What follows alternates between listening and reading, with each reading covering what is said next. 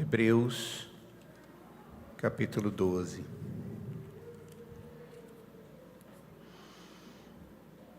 Eu lerei a partir do verso 18 até o final do capítulo.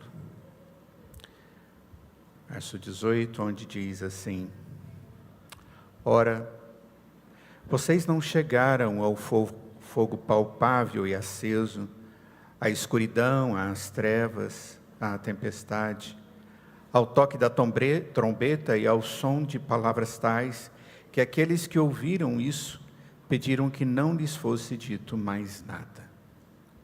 Pois já não suportava o que lhes era ordenado. Até um animal, se tocar o monte, será apedrejado. Na verdade, o espetáculo era tão horrível que Moisés disse: estou apavorado e trêmulo. Pelo contrário, vocês chegaram ao Monte Sião e à cidade do Deus vivo, a Jerusalém celestial e a milhares de anjos. Vocês chegaram à assembleia festiva, à igreja dos primogênitos arrolados nos céus. Vocês chegaram a Deus, o juiz de todos, e aos espíritos dos justos aperfeiçoados, e a Jesus, o mediador da nova aliança, e ao sangue da aspersão, que fala melhor do que o sangue de Abel. Tenham cuidado e não se recusem a ouvir aquele que fala, pois se os que se recusaram a ouvir quem divinamente os advertia na terra não escaparam, muito menos escaparemos nós, se nos desviarmos daquele que dos céus nos adverte. Naquele tempo, a voz dele abalou a terra, mas agora ele promete, dizendo: mais uma vez eu farei tremer, não só a terra, mas também o céu. Ora, as palavras, mais uma vez, significam a remoção destas coisas abaladas, ou seja, das coisas criadas, para que permaneçam as coisas que não podem ser abaladas. Por isso, recebendo nós o reino inabalável, retenhamos a graça pela qual sirvamos a Deus de modo agradável, com reverência e temor, porque o nosso Deus é fogo consumidor. Oremos.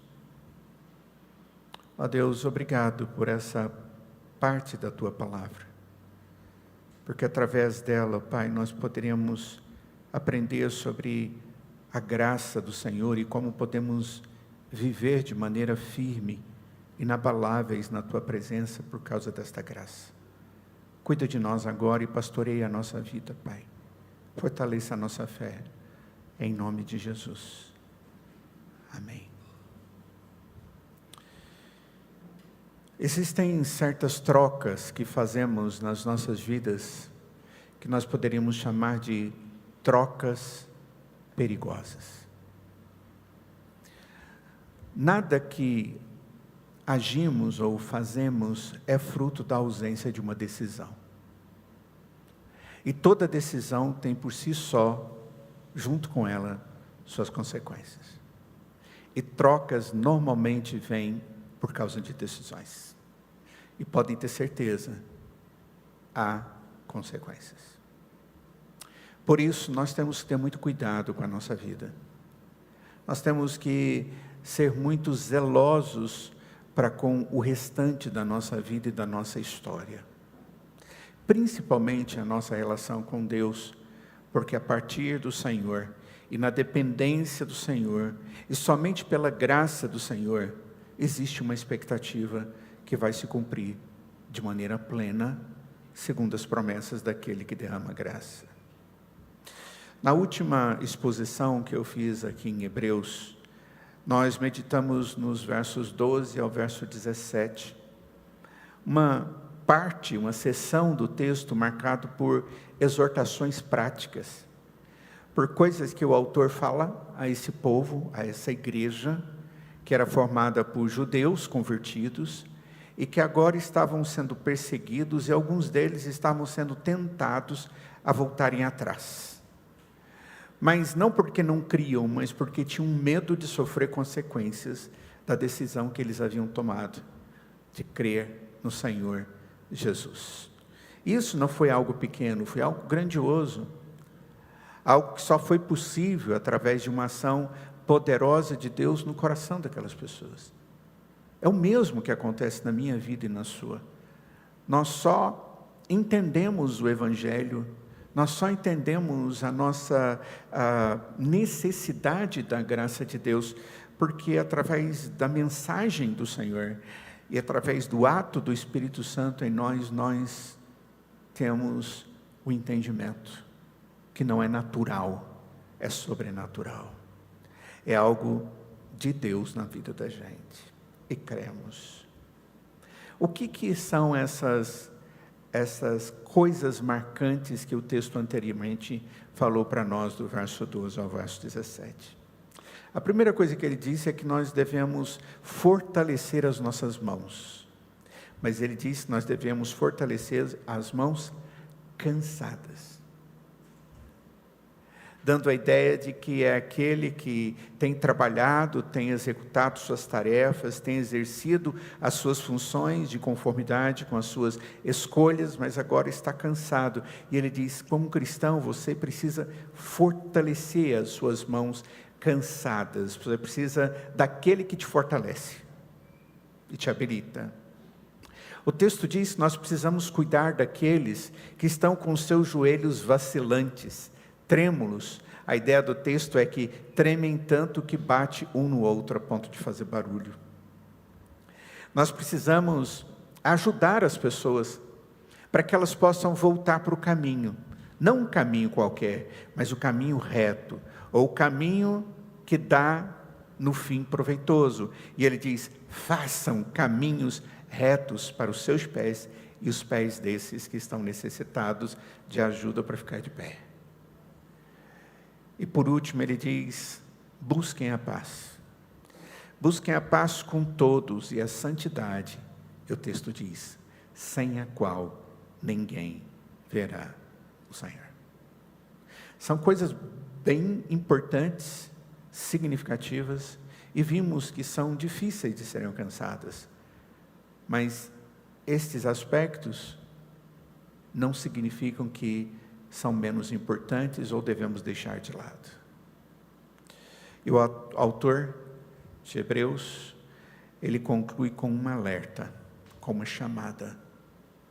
E ele usa uma figura, a figura de Esaú, como exemplo de um coração profano.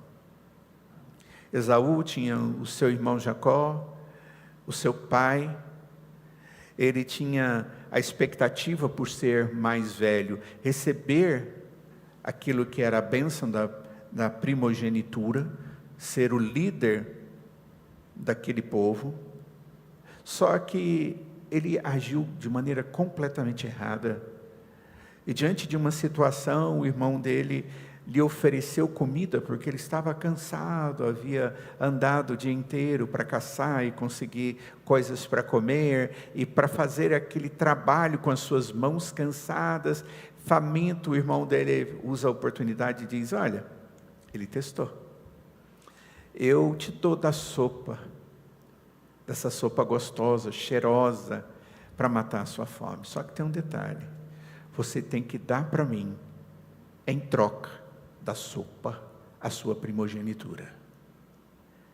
Você vai abrir mão daquilo que é a coisa mais importante da sua existência hoje, em troca da solução de um problema momentâneo, que é a sua fome. E ele topou. E ele troca o seu direito a algo que Deus havia lhe dado, e que fazia parte do propósito de Deus para aquele que era primogênito. E o que nós vemos é que aqui no livro de Hebreus, no capítulo 12, nesse mesmo, no verso 16, diz a respeito desse ato de Esaú, diz, e cuidem para que não haja nenhum impuro ou profano, como foi Esaú. O texto diz que a atitude dele foi de alguém que age de maneira impura e de maneira a profanar aquilo que é santo, aquilo que é importante, aquilo que não pode ser desonrado. A ideia de profanar é você fazer algo errado diante daquilo que não tolera algo errado. o qual, diz o texto, que por um prato de comida vendeu o seu direito de primogenitura. Interessante que Esaú não vendeu apenas um direito. Ele estava com esse ato desprezando a herança que ele tinha direito. Ele trocou o que era maior, o que era eterno, o que era santo, por um prazer e a resolução de um problema imediato. O que o autor vai nos mostrar aqui nesse texto é algo semelhante a eu dar esse exemplo para vocês de Esaú e dizer para vocês: não faça isso jamais. Não seja tolo. Não troque coisas valiosas por coisas que não têm valor nenhum. Não troque as coisas do céu por coisas da terra. Não troque o benefício de fazer parte da linhagem do povo de Deus, que daria origem ao próprio Senhor Jesus Cristo, por um prato de sopa. Não troque o reino de Deus por um prato de sopa.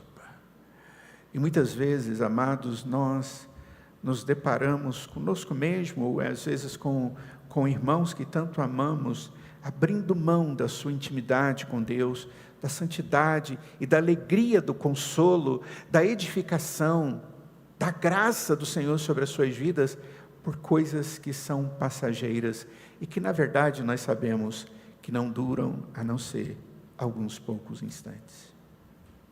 E é exatamente com esse pano de fundo que nós chegamos no nosso texto de hoje. O autor quer nos mostrar por que essa troca de Esaú é uma coisa absurda. Alguém que sabe o que não deve fazer alguma coisa, mas o faz, e sabe que isso trará consequências terríveis, mas o faz.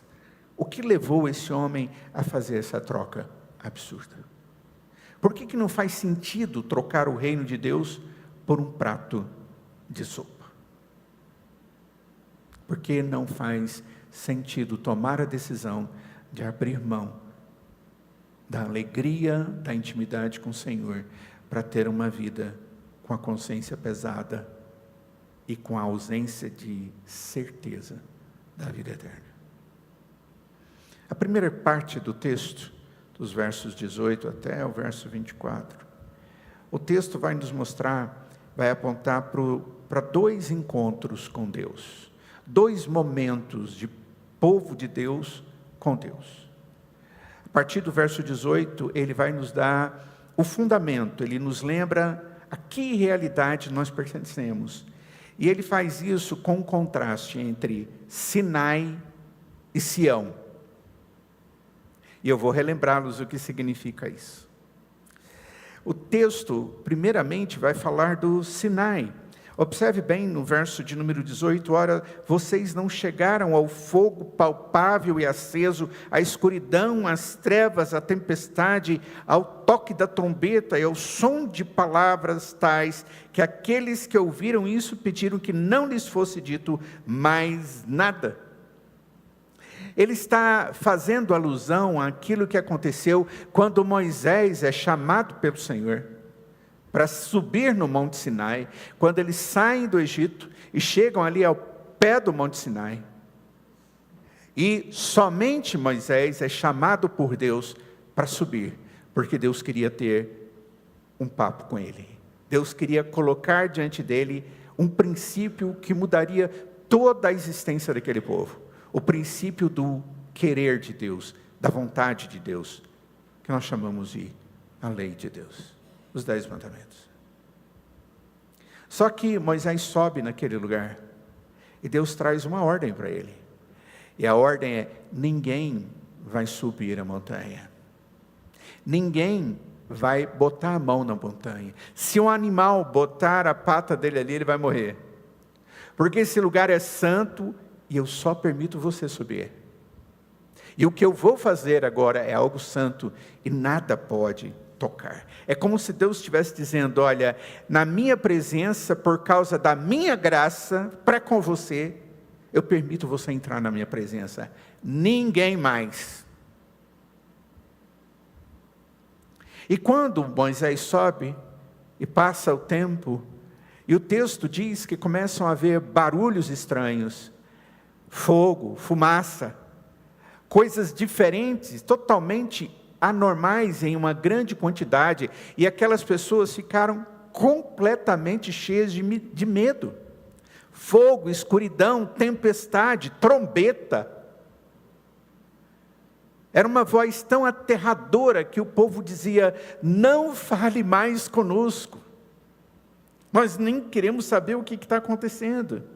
E Moisés, ele está ali firme, mas ele diz: eu estou apavorado, eu estou trêmulo. Ali no Monte Sinai, Deus estava dando para o povo a lei. E a lei tem um aspecto muito interessante, porque é Deus com aquele que representava o povo, e Deus falando com ele, e trazendo para ele a lei. Nós poderíamos, quem sabe, talvez alguns, falar os 10 mandamentos de cor. Você consegue? Eu me lembro que quando era pequeno, cresci na igreja, e na escola dominical a gente aprendia coisas como: vamos decorar os 10 mandamentos, vamos decorar o credo apostólico. E eu ficava falando: por que disso? Por que decorar? Porque era uma forma da gente lembrar para sempre de certos princípios da fé cristã, que vão permanecer eternamente, porque são verdades, porque são princípios, não de homens, mas de Deus. O que Deus estava colocando diante do homem, ao colocar os 10 mandamentos, irmãos, era a afirmação de que nós somos pecadores. Quando nós vamos estudar os 10 mandamentos, e vamos tentar entender o que significa cada um daqueles mandamentos, nós vamos ver que nós quebramos um por um. Eu sei, e eu já estudei com a Igreja Presbiteriana Vida, logo no primeiro ano que a gente estava juntos. Eu estudei com vocês os 10 mandamentos, tentando compreender cada um daqueles mandamentos de maneira profunda. E eu me lembro que quando falamos do não matarás, ou não assassinarás, a ideia do texto, ela é muito ampla, e dá a ideia de que em alguns momentos nós assassinamos pessoas dentro do coração da gente. É como se a gente fizesse aquela pessoa não existir mais. Eu não quero mais ver, eu não quero mais sentir o cheiro, eu não quero saber mais da voz, eu não quero mais saber do timbre de voz, eu não quero saber mais de nada. Essa pessoa para mim acabou. Esse é um modo de eu assassinar alguém. Mas pode ser eu pegar uma arma e tirar a vida de alguém também. Por quê? Porque isso significa um total desrespeito ao outro, completa a incoerência com a graça, o amor de Deus que nos leva até mesmo a perdoar aquele que faz algo ruim contra nós. Porque Jesus, quando nos perdoa, Ele diz que nós devemos perdoar aos outros na mesma medida em que somos perdoados. E só porque Jesus perdoa o meu pecado todo dia e a hora inteira, e agora mesmo nós confessamos os nossos pecados para entrar na presença de Deus, e é só porque Ele fez isso por amor a nós, e ainda pagou o preço da culpa, a penalidade que havia de ser colocada sobre aquele que pecou, Ele coloca sobre o Filho dele. Isso tudo para nos perdoar, e para abrir o nosso acesso, a nossa intimidade, na intimidade de Deus. Porque na verdade a lei, todas as vezes que nós olhamos para ela, nós dizemos: Senhor, imploro pela sua misericórdia. Honra o teu pai e a tua mãe. Já desonrei meu pai e minha mãe, já pequei, mereço morte. Não tenha outro Deus diante de você. Não fique criando deuses na sua vida. Tem tanta gente que tem Deus. São os esposos, as esposas, os filhos, o trabalho, o dinheiro, a alegria, a diversão, a namorada, o namorado. Como se fossem coisas tão grandes que nós nos esquecemos o que vem antes. São ídolos. E eu fico falando comigo mesmo e digo: Senhor, quão aterradora é essa percepção de que a tua lei aponta o dedo para mim. e mostra que eu sou pecador, e mostra que eu não sou digno da graça do Senhor. Então esse encontro do povo de Deus, através da relação de Deus com Moisés, e depois recebendo a santa lei de Deus, é um momento de juízo. É um momento onde Deus queria mostrar para o seu povo que se eles não dependessem da bondade de Deus e da graça de Deus e do perdão de Deus, eles estavam perdidos. Mas aquele momento é um momento de humilhação. Aquele momento é um momento onde eu chego à conclusão, e é por isso, sem sombra de dúvida, que Moisés estava apavorado, como diz o texto, e trêmulo.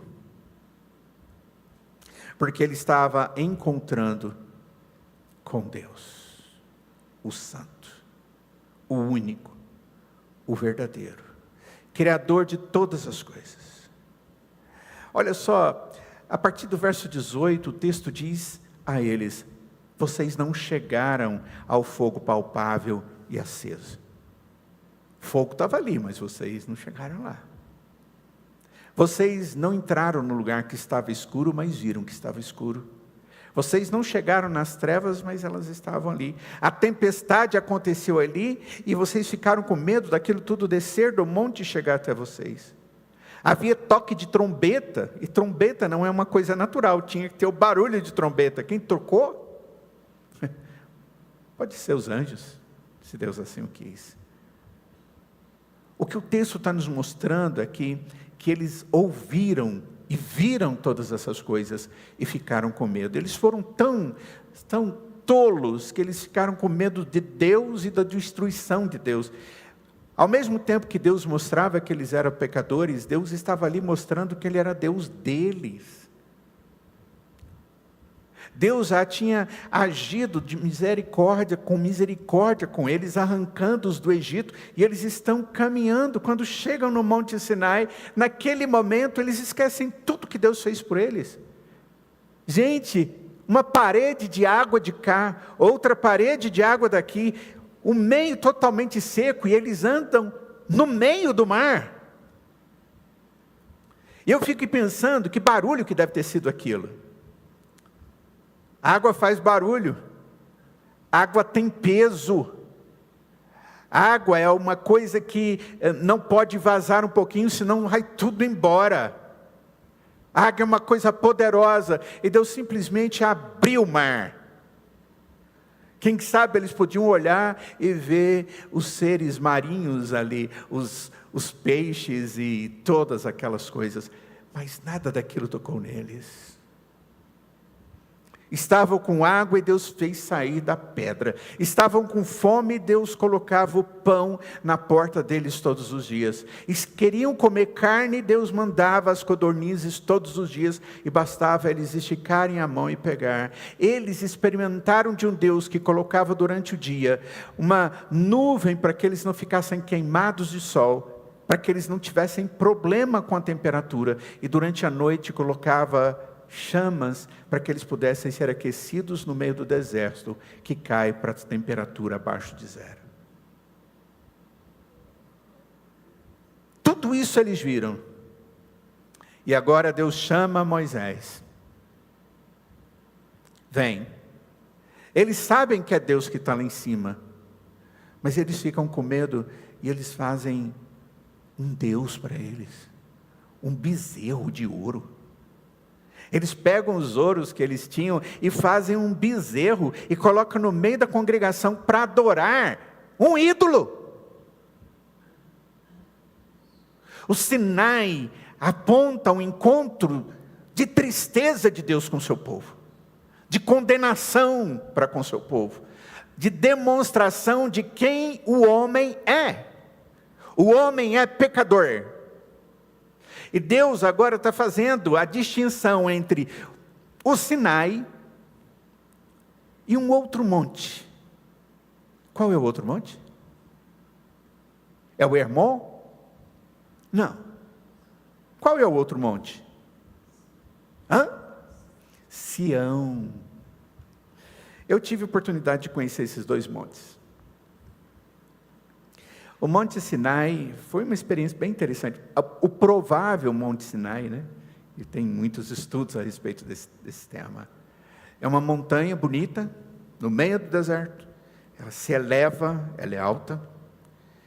E você não consegue andar muito, principalmente a gente, naquela terra, naquele lugar durante o dia. O calor é insuportável. É insuportável. É um lugar desértico. E quando nós fomos levados lá, nós queríamos subir no monte. Então, para fazer isso, a gente tinha que subir de madrugada. Só que de madrugada no deserto, abaixo de zero. E lá vamos nós, tudo empacotadinho. E subindo naquele lugar. E a pé da gente escorregava, se fazia assim, e deslizava. Era muito pedregulho, muita coisa, muita terra, muita areia, muito nada. Aquela coisa desagradável. E quando chegamos lá no pé do monte, eu pensei que a gente já estava no monte. Aí o rapaz falou, agora nós vamos começar a subir o monte. Eu falei, mas não é possível. E subimos. E quando o dia amanheceu, o sol vai aparecendo e trazendo luz para aquele lugar, e aquele jogo de luz. E para alguém que ama foto como eu, fiquei desesperado. Era naquela época que a gente tirava foto e você tinha que rodar o filme, sabe como é que era? Era bom pra caramba. A gente perdia pouca foto com aquilo. A imagem era viva. E eu tirando, trocando o filme, porque logo tudo ia ficar bastante claro. E eu queria pegar aqueles nuances, aquele lugar lindo. Até que eu me acalmei, sentei e comecei a olhar para baixo. Pensei, Moisés aqui em cima, aquela multidão lá embaixo. Segundo as possibilidades, havia aproximadamente 1 milhão de pessoas, de judeus que saíram do Egito. E Deus cuidando do povo.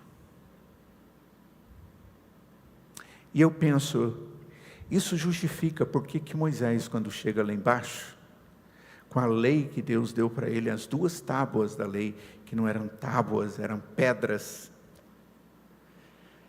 não era madeira, mas era rocha escrita com o dedo de Deus.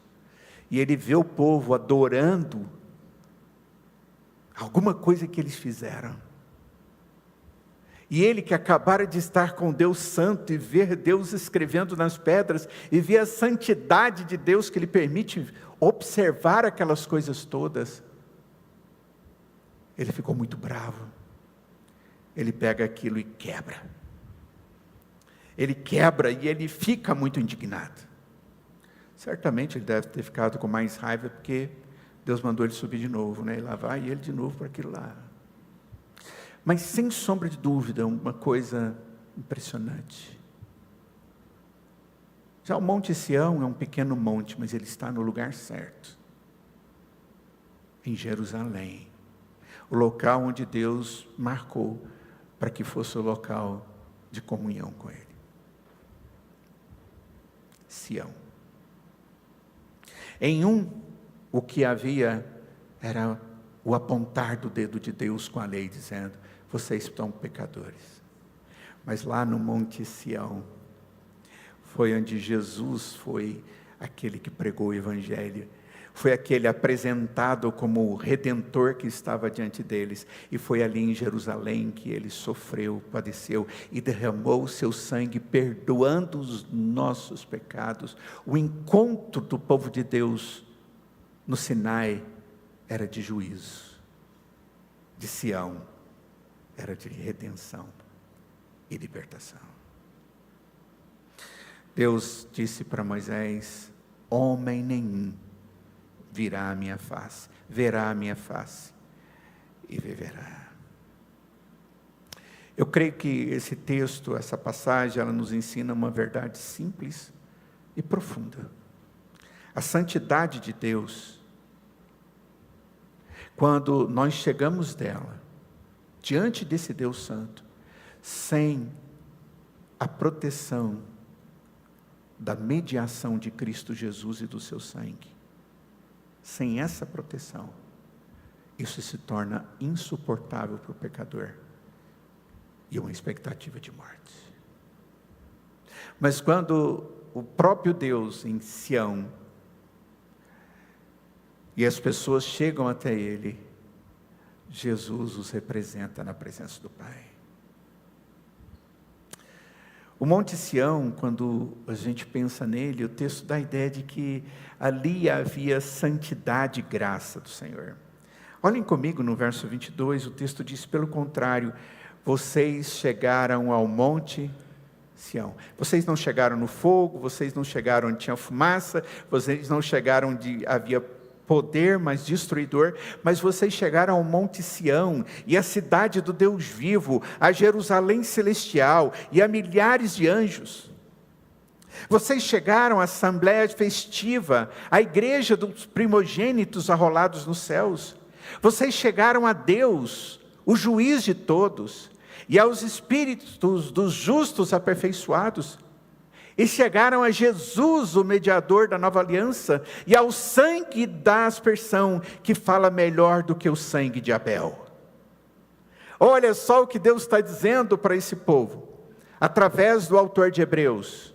Olha, não é pela lei que vocês são salvos, e era isso que o judaísmo pregava. Através da obediência, eles entendiam que poderiam agradar a Deus e serem salvos, e Deus mostra para eles que não é possível isso. Porque um único ato de pecado, de erro, de desobediência é suficiente para lançar-nos no inferno, sermos condenados.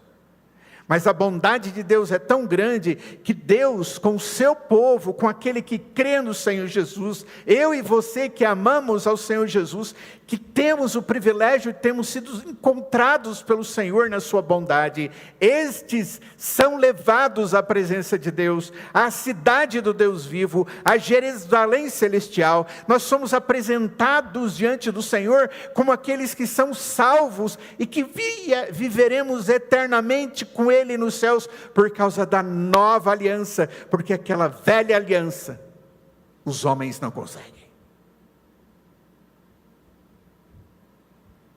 Deus está mudando o tom.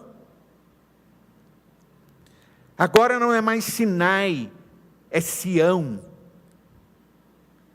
Não é um monte de terror e medo, de afastamento, mas é um monte de acesso e comunhão. Não é escuridão, mas é uma assembleia festiva. A ênfase é simplesmente essa. Vocês chegaram a Jesus, o mediador, e ao sangue que salva. E isso dá para nós simplesmente a noção de que quando estamos no Senhor, nós estamos bem. Nós estamos protegidos. Nós temos convicções, porque esse Deus cuida de nós.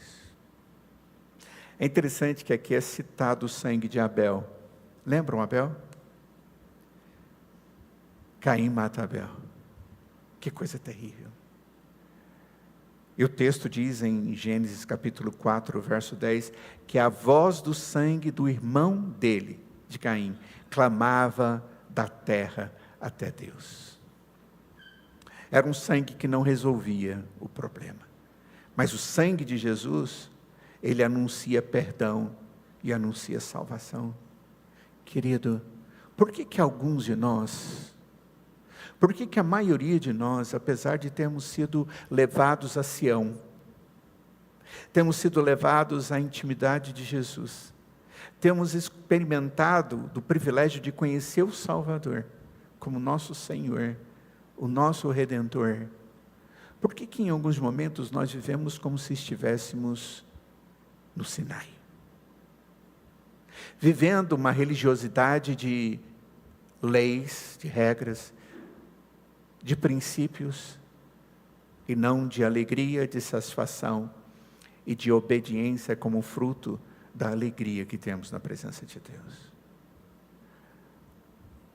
O sangue de Jesus, ele é melhor, muito melhor, porque ele anuncia perdão e salvação.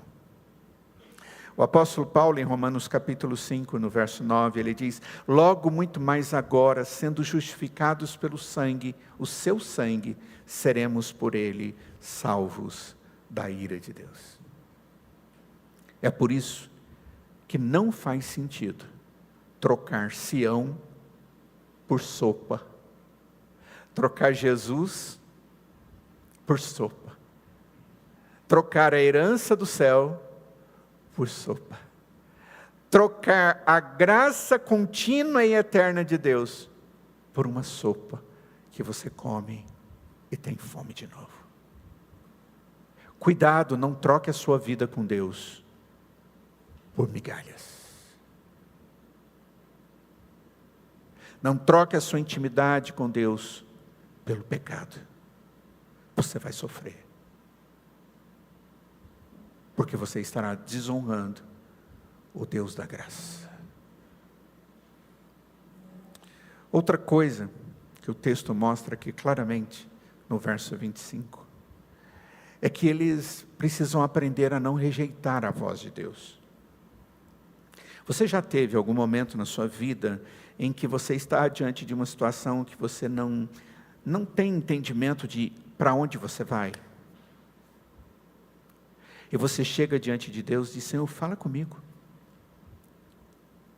Esse tempo atrás, uma pessoa disse que pediu para Deus escrever para ele o que Deus queria. Eu falei: sério? Eu nunca vi isso. Eu já vi na Bíblia acontecer, mas foi Deus que tomou essa decisão. E não o homem que pediu e determinou para Deus escrever. Deus fala conosco. E nós precisamos ouvir a voz de Deus. Deus nos fala através da sua palavra. Ele coloca evidências do seu querer no decorrer da nossa história. Ele nos dá exemplos o tempo inteiro. São formas graciosas e poderosas de Deus. Deus, com o seu Espírito, inclina o nosso coração, coloca júbilo quando tudo está certo e coloca em nós angústia, temor, sentimento de morte porque pecamos. Tenham cuidado e não recusem ouvir aquele que fala. Essa é a palavra do Senhor. Tenham cuidado e não se recusem a ouvir aquele que fala. Porque o texto diz: pois se os que se recusaram a ouvir quem divinamente os advertia na terra não escaparam, muito menos escaparemos nós, se nos desviarmos daquele que dos céus nos adverte. Daquele que dos céus o tempo inteiro fala a nós através da sua verdade. Essa é a mesma lógica do alerta sobre Esaú. Não rejeite a voz de Deus, preferindo aquilo que é imediato. Aquilo que tem a ver com o seu gosto, com a sua vontade, com seus caprichos, com seus alvos. Jesus faz a pergunta, e é uma pergunta que sempre vai ser uma pergunta importante para nós.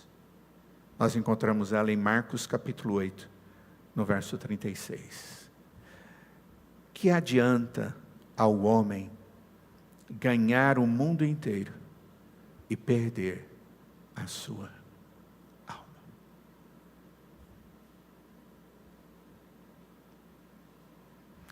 Uma outra coisa que o texto nos traz é um aviso e uma promessa.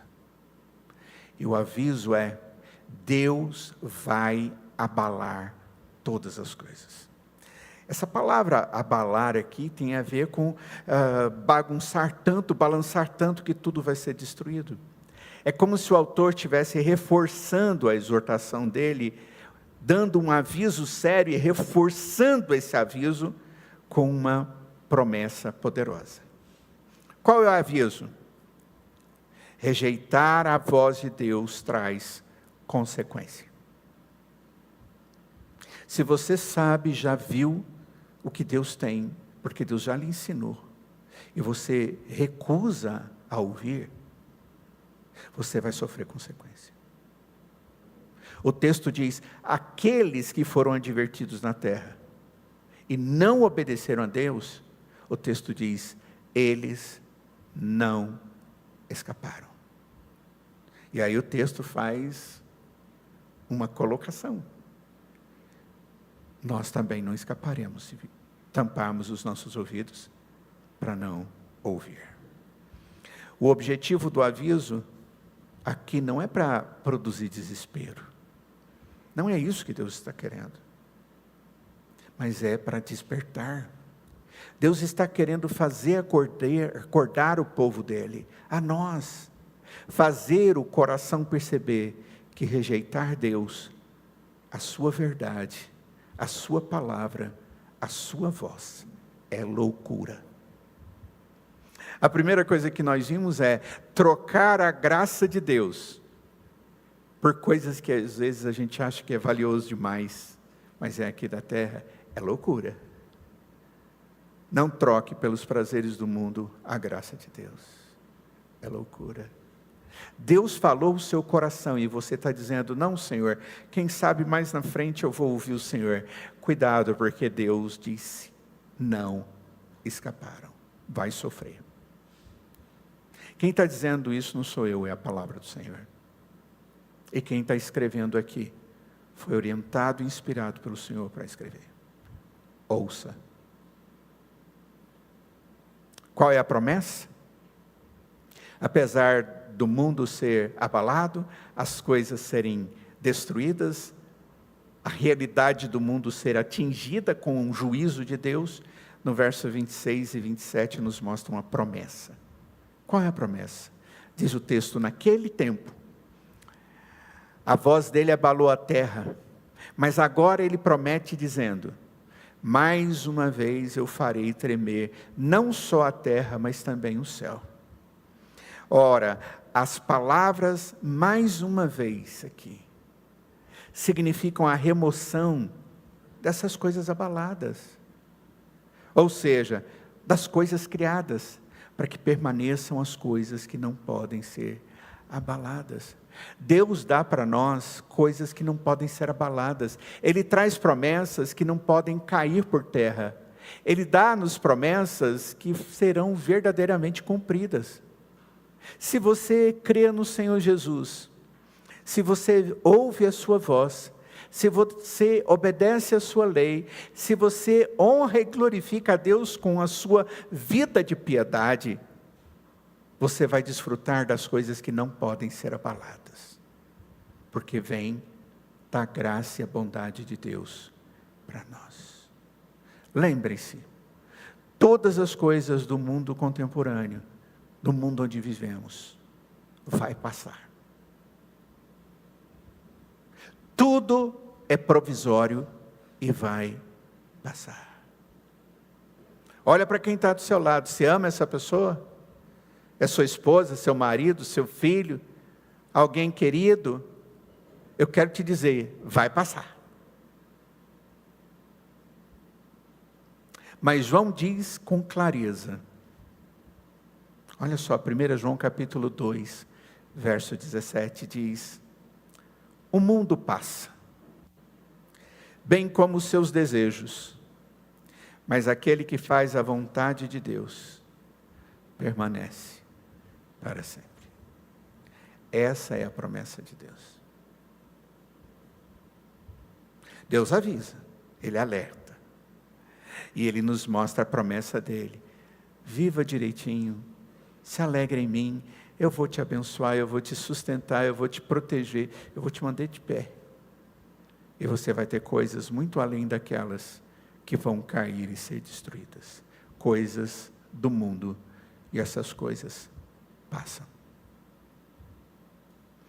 Qual é a resposta final que eu vejo no texto? E que está aí para que nós nos alegremos? É a gratidão, o culto, o temor reverente a Deus. Observem bem no verso de número 28, o chamado final diz, por isso, recebendo nós um reino inabalável, ou seja, o que é abalado e o que não presta, e o que Deus não tem propósito, Ele vai destruir. Mas vocês vão receber um reino, Vamos fazer parte do reino de Deus. Esse reino é inabalável. Retenhamos a graça. A ideia de reter é: mantenha a graça que tem você recebido de Deus com você. Deus te deu a graça da presença e da intimidade dEle, na medida em que você é fiel com Ele, mantenha isso. Deus te deu a palavra como meio de graça, mantenha com você. Deus lhe deu a oração como motivo e bênção, como graça, mantenha. Deus lhe deu vida para que você glorifique a Deus, o Deus do reino, e você vive para a glória desse rei, mantenha essa graça. E o texto diz: retenhamos a graça, pela qual, através da qual, sirvamos a Deus de um modo agradável, com reverência e temor, porque o nosso Deus, e aí ele adverte, é fogo consumidor. É interessante, ele vem e diz: olha, recebemos, vamos adorar a Deus, vamos glorificar a Deus, vamos guardar a graça de Deus, vamos experimentar o favor amoroso de Deus, vamos viver a vida cristã de maneira alegre, segundo Deus, com reverência, com temor. E aí ele diz: mas se lembre, se não for assim, Deus é fogo que consome. E aqui está a conclusão do autor. O reino de Deus é inabalável. E a resposta do povo de Deus deve ser graça retida, culto agradável a Deus, reverência ao Senhor e temor na presença de Deus. E a frase final, fogo consumidor, precisa ser entendido por nós com honestidade. Consumidor de quê? O que esse fogo consome? Para quem está em Cristo, Deus consome o pecado na nossa vida, as tristezas causadas por isso na nossa história, e nos refina na medida que, com fogo consumidor, Ele nos santifica. O profeta descreve da seguinte forma em Malaquias, capítulo 3, nos versos 2 e 3. E ele diz: Ele, Deus, é como fogo do ourives, daquele indivíduo que trabalha com ouro, que coloca fogo para tirar a impureza do ouro. Aí o texto diz: purificará. E aí o texto continua: e os refinará como ouro e como prata. Mas para quem despreza o reino e vive como Esaú, esse fogo significa juízo. Tira o seu rosto do prato de sopa. Pare de se esbanjar no prato de sopa. Deixe de escolher o prato de sopa. Porque pode ser que o Senhor volte e te encontre regalando a si mesmo no prato de sopa. O que o prato de sopa significa na sua vida? O que é que você tem vivenciado que está te desviando da santidade que Deus mostra para você, que deve ser vivenciada?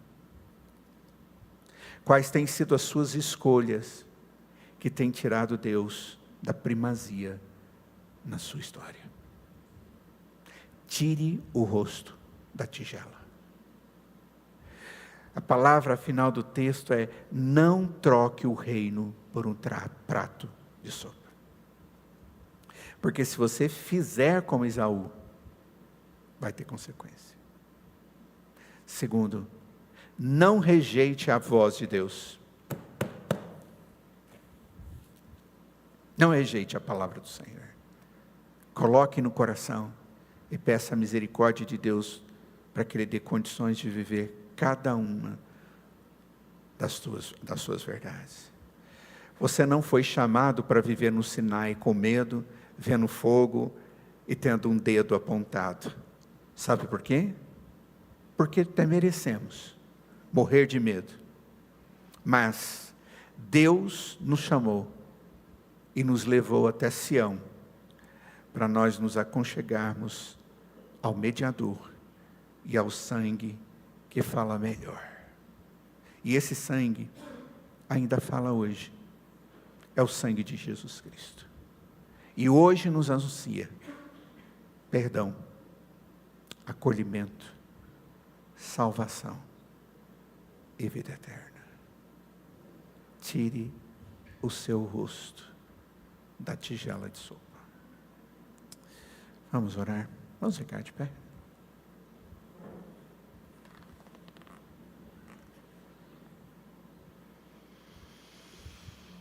Ó Deus, tantos momentos na história de cada um de nós que aqui está, Pai.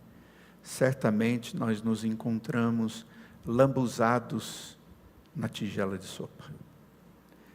Naquelas coisas, ó Deus, que achamos que traz prazer para nós, mas que logo depois traz para nós dor, angústia, tristeza, vergonha na presença do Senhor.